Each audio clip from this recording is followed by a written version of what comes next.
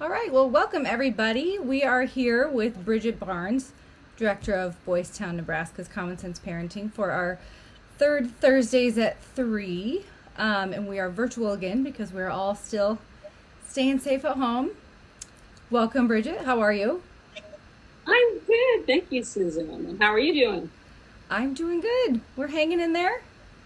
We're experiencing Groundhog's Day over and over and over again, I think. It's been good. It's been Enjoying. good. Yes. So we have a very fitting topic, I feel like, right now. We're talking about facilitating dinner time discussion. And I know our family has had far more family dinners than we've had probably in the past 3 years combined.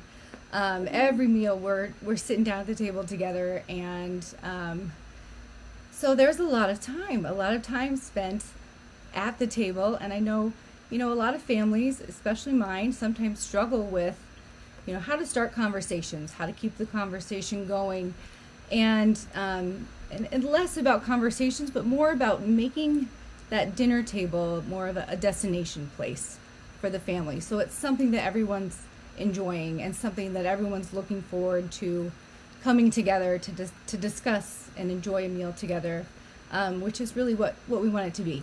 Some of that really good, healthy family time. So thanks for joining us. Thank you. All right. Well, sounds like a great topic. I'm ready to talk about it. Let's get into it. Good. So you mentioned that, you've got some do's and don'ts, which I thought was interesting about the dinner table. So fill us in on your key do's and don'ts for the dinner table. Well, you're right. Lots of families are coming together at mealtime and have more time to have those dinner conversations than they've ever had before.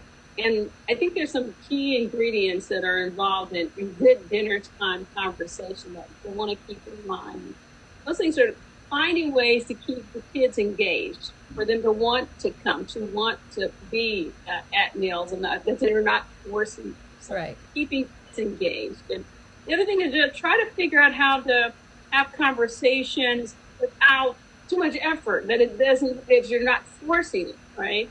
And a lot of that comes with, having that destination feeling, or having, kids involved so that they bring the conversation with them, right? Certainly, last but not least, just one other little key thing that I thought was make a list of do's and don'ts, and share that with kids prior to conversations at dinner time, so there's no big mealtime etiquette faux pas, right? So kind of talk about those things ahead of time. Some things I want you to know about, little hints that I've used. You can share some too. I know you have some, Susan. I know you do. I do. But I try to bring a little fun and whimsy to the table whenever possible.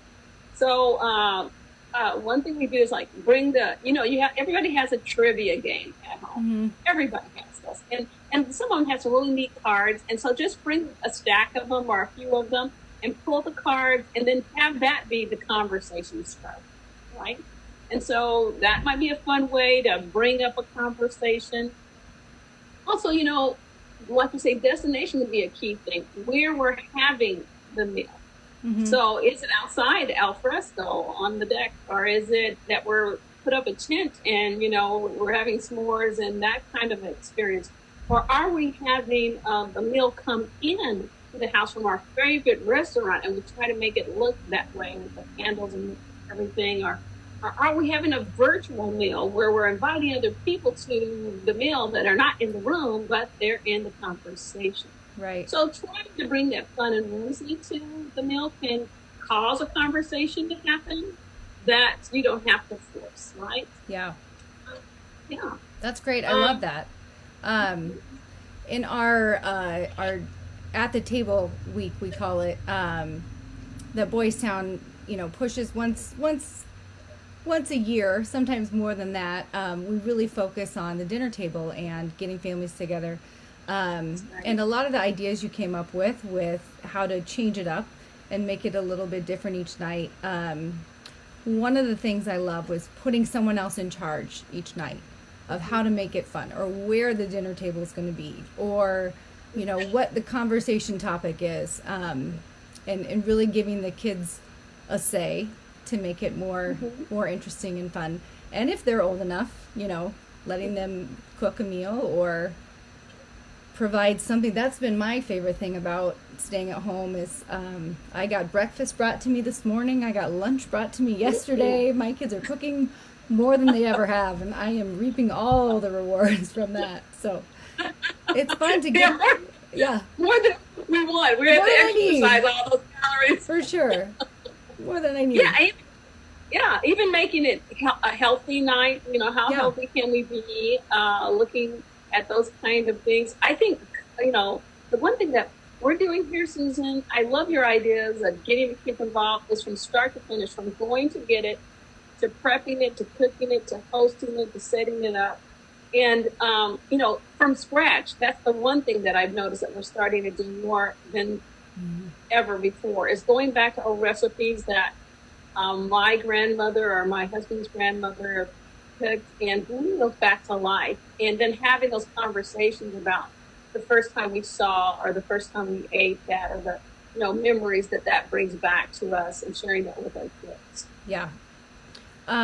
So if you've got teenagers who are just wanting to get out of there and get back on their phones or back on their video games, or I think the games and playing something at the table, especially if they're able to pick it and choose what it is, helps keep them there a little bit longer without without force.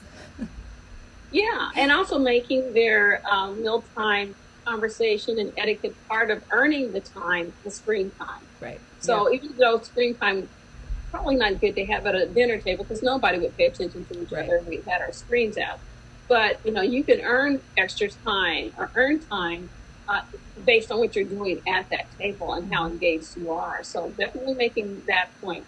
Also, parents don't need to be afraid of silence. Silence can be a great tool for getting people to process information, to regroup from etiquette faux pas or problems, and just think of good conversation. So don't try to have every moment of the dinner time be filled up with conversation. Sometimes a little lull is okay and needed, to be quite honest. Yeah.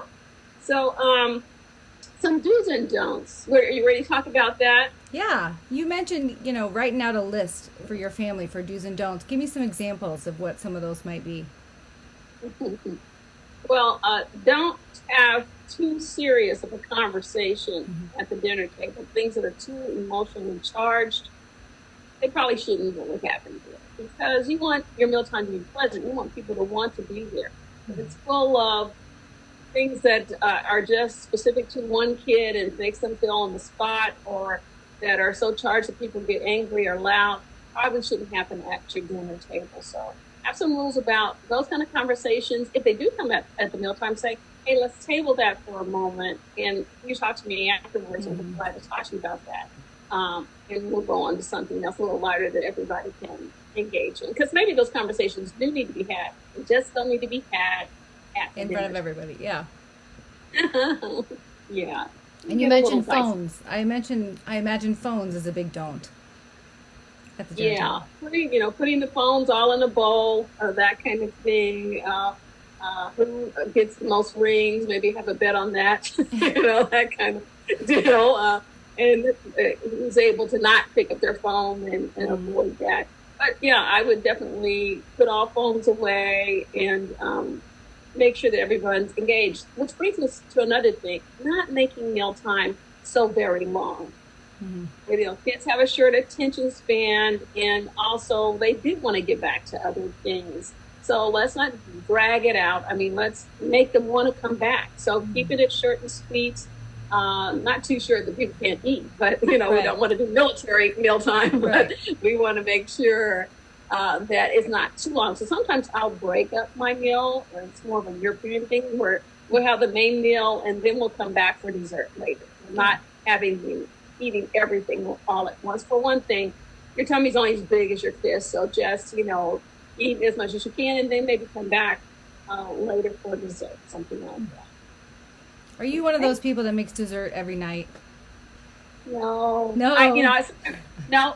Sometimes the fruit is enough. Yeah. Cutting up some fruit or peanut butter with something. It's fine. Or I try not to come out of a package. So if I can avoid anything that's packaged, and we can make it from scratch, or we can add more fruit or healthy things. We try to go in that direction. Now that my kids are all big, that's easier to do. But You know sometimes what? it's not.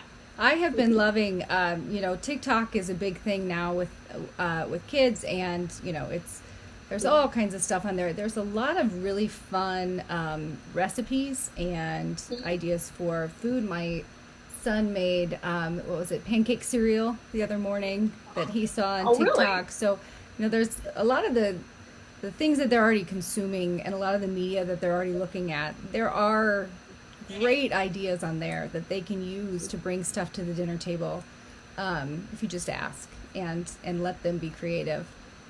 We also had toast the other day with my daughter took a little cup and punched the middle out of the toast and then cooked an egg in the middle of the toast. That was another fun thing I saw on TikTok. So yeah. I've seen that, and I thought, I'm sure it was simple, but I was like, oh, I want to do that, and I never do. Yeah. I get in the habit, so yeah. Well, Cool. especially, for the places where there's school out, I think challenging kids to bring something new and fun to the dinner table is a great way to make the dinner table, before we put so much of it on the parents.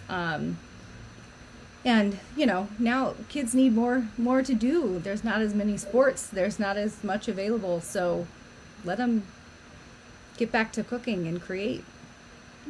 Exactly.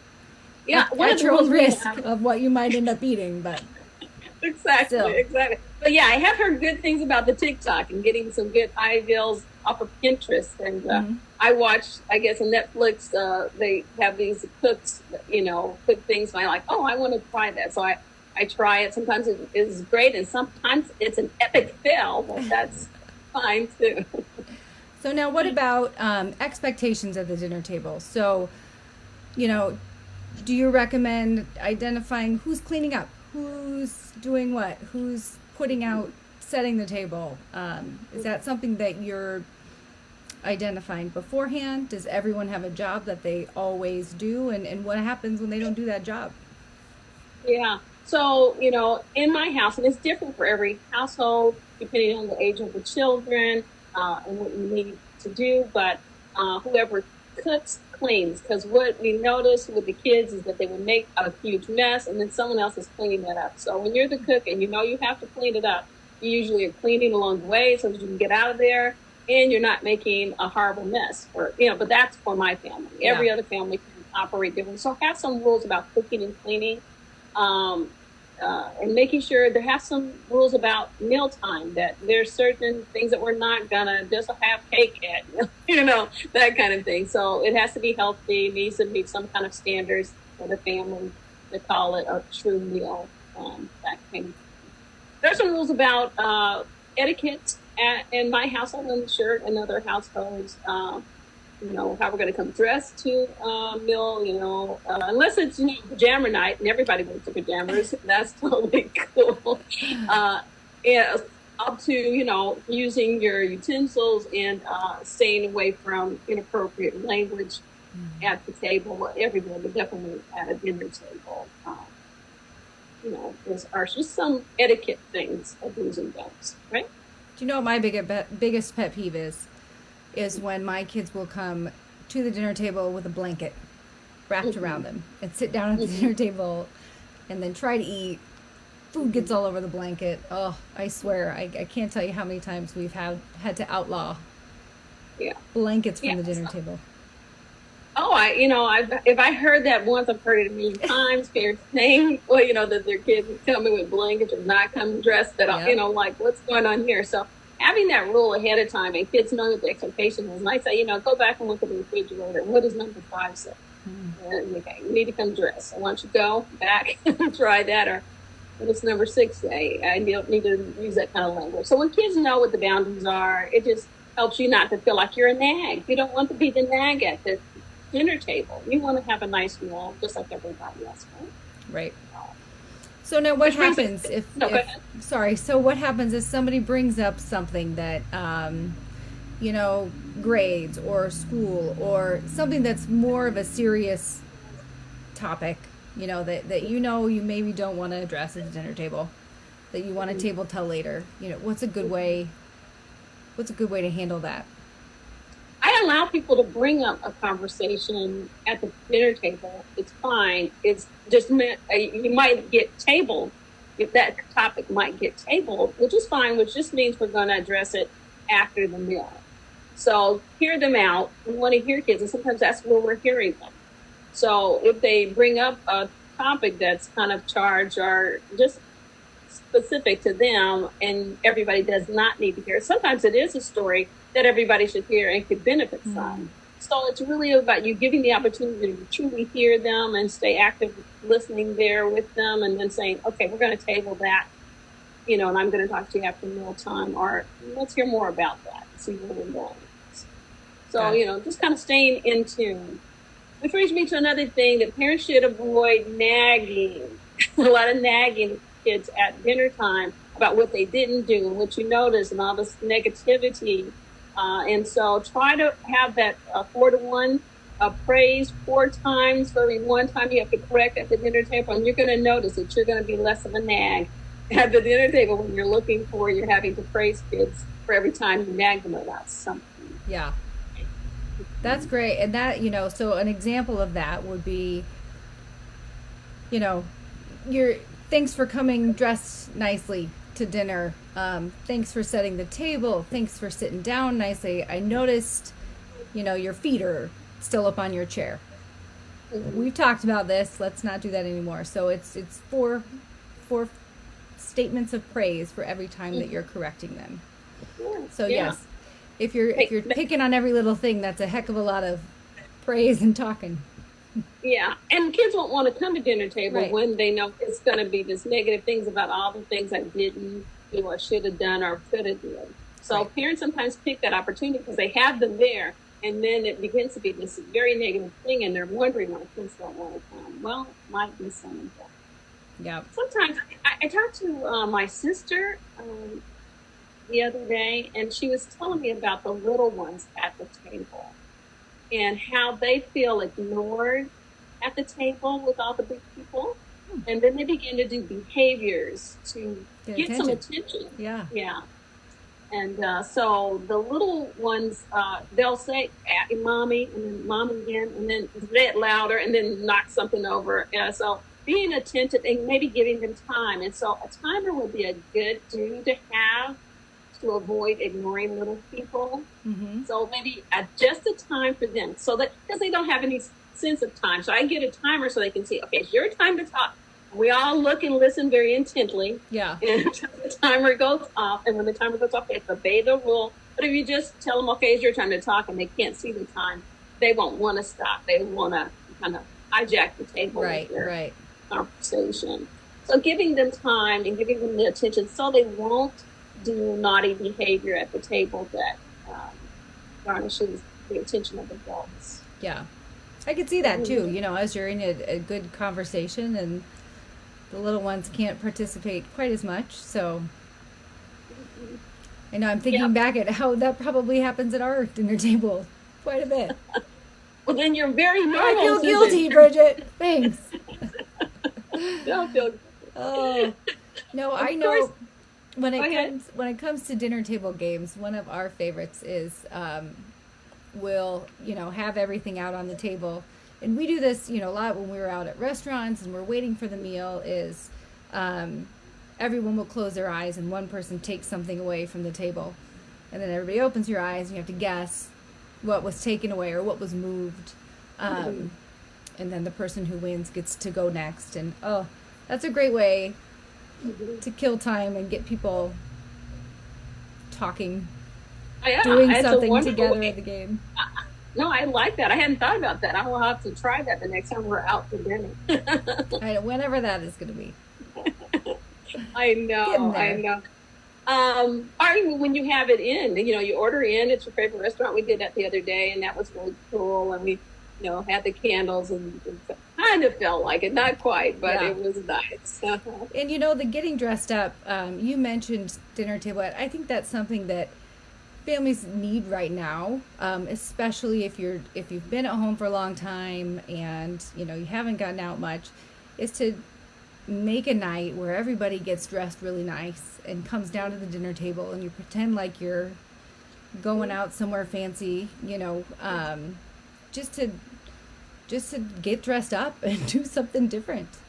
Yeah. You Or know, you can, my nephew, uh, what they did was they dressed up in Halloween costumes. I love it. And, they had, pumpkin pie, and they did their little thing and things they would have at Halloween time. So they were having a holiday that wasn't this time of year, Mm-hmm. but they were into it and they had a dinner around that. And, so it was really, really, really cute what they did with that. So the kids were in charge of that and they thought that up. And I thought, well, that was really a neat thing. I wouldn't have thought about that. Yeah. Mhm. And I love the idea you mentioned too, making old recipes. We've tried, connecting as much as we can with parents and grandparents on Zooms and having a dinner together. And wouldn't that be fun to make a meal out of recipes that you got from your grandparents, that they've inspired, and then sit down and eat that together? Um, Yeah. that would be a Yeah. fun way to I, connect. I I remember when my grandmother made a pie. She actually shipped them to us. This is when I was living in Boys Town, and shipped them to us. And the guys were loving it. We called her. She got such a kick out of being able to send that to us and us being a part of her memories. And so that was really cool. So yeah, that really brings people together. It's a Yes. universal language that we sometimes forget. Like music, and so having that is important. And Um, for teens too, I think cooking is a really great coping skill. I think the more stress they get and the more they hear about what's going on and the more fear and anxiety they get, cooking is a great way to de-stress for them. Yeah, I think that therapy happens. I mean, because conversations and good times and laughter and making a meal and messing up and let's start again. All these kind of things are happening in a kitchen. It's kind of the heart of a home, usually, that kitchen. Yeah. So I would say spend time there and take your time there. Slow down and invite children. Don't scoop them away. It doesn't. They don't have to be there for the whole thing, but invite them to be there for maybe making a certain thing, and then they can go about their business.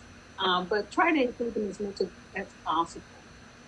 Yeah. I Go ahead. I was to say, I think throughout all of this, the we were constantly running places, and now we're not.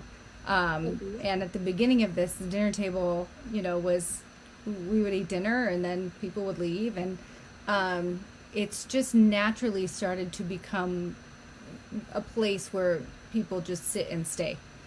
So Mhm. I mean, it's kind of built itself together. So I think we have a really great opportunity as families right now to figure out how to really enjoy the dinner table again and make it a staple of our life and hold on to that as everything starts to open up and as we start to get back to kind of a different normal wherever we end up, but just really hold on to that, because I know you and I always talked in these about how important that is, and we know it's something that's harder for families. Yeah.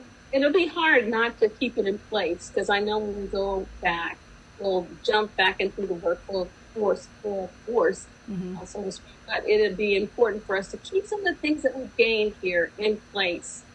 So I agree with you wholeheartedly that that would be something that I would strongly suggest families to do. One last thing, if I could say before, I don't know where we're at in our time here, but I incorporate the three P's at my dinner table.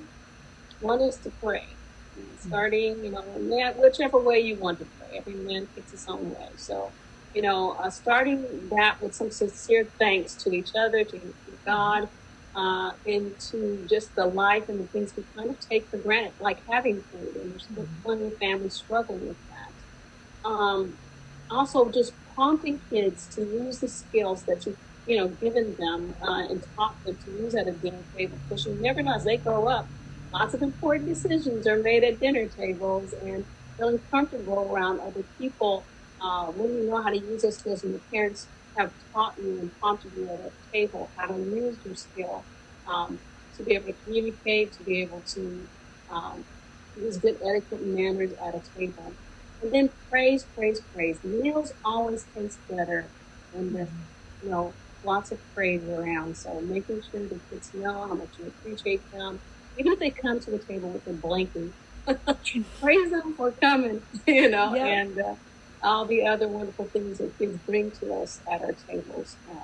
And praise yourself, because I think parents don't give themselves enough credit for, bringing up children. It's not an easy thing to do. And so I applaud parents everywhere, especially now when they're having to be so many people to their kids, teachers, the cook and the cleaner and everything, while doing their jobs at home like you're doing right now. So, yep.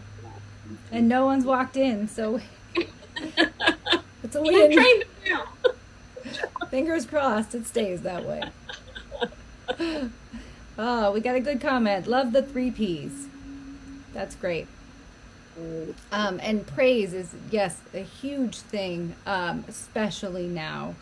I just read an article that talked about how important it is for children to just feel loved right now. And praise is a big part of that.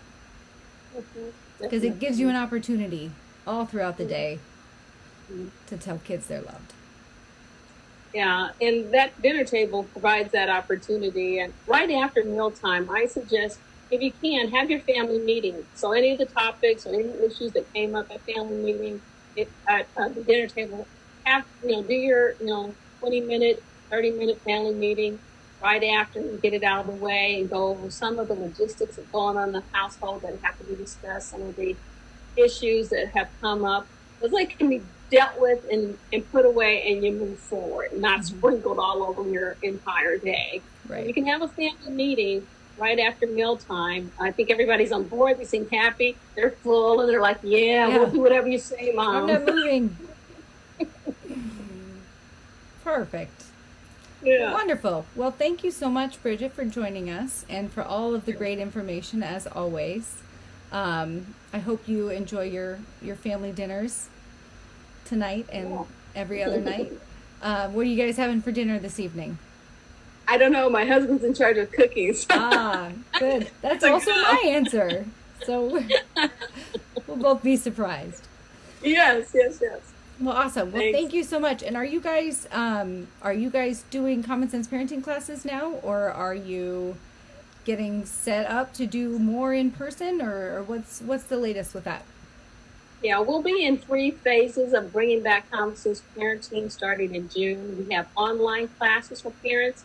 We actually tested it out this past May and got it down, I think, pretty good. Awesome. And so we'll be opening those classes up. So we're going to be serving families with our distance learning services right up until the fall. And then hopefully we'll flatten this curve here in Nebraska, bring people back into the classroom in a safe way, of course.